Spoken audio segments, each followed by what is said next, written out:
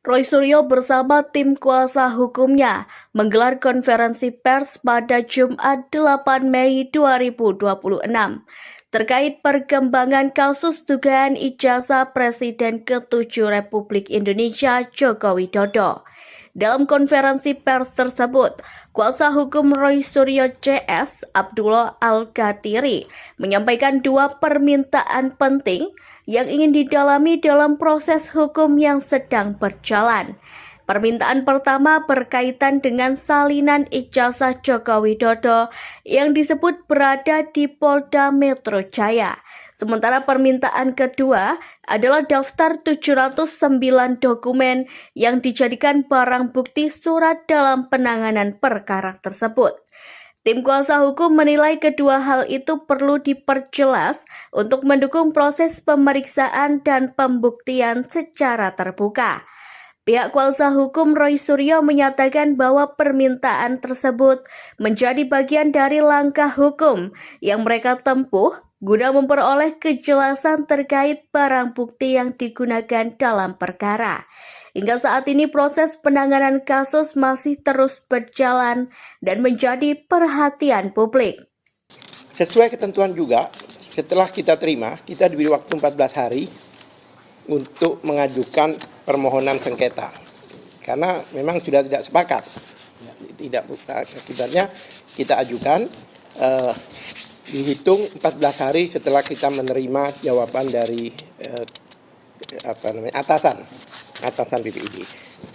Dan sekarang sudah masuk dalam waktu, ya, makanya kami tidak harus pada akhir, dan sudah kami masukkan. Karena kami banyak alasan-alasan yang mana yang kami minta itu dua. Satu adalah salinan ijazah Pak Jokowi.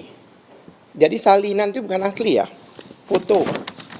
Salinan itu fotokopi lah istilahnya, tapi yang ada di Polda. Karena kita nggak tahu apakah itu sama dengan KPU atau yang lain-lain gitu loh.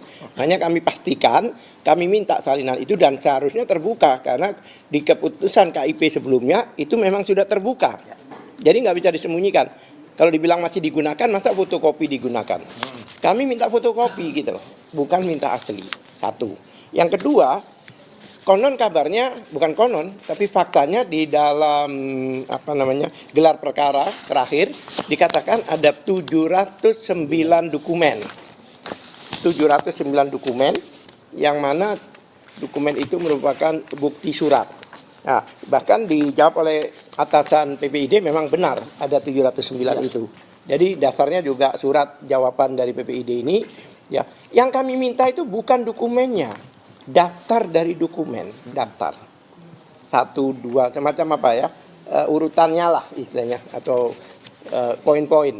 Kami tidak minta isinya, tapi kami minta daftarnya. Yang mana daftar itu pun sebenarnya kita sudah dapatkan dari Universitas Gadjah Mada langsung. Pada waktu kita minta, Universitas Gadjah Mada memberikan bahkan berita acara.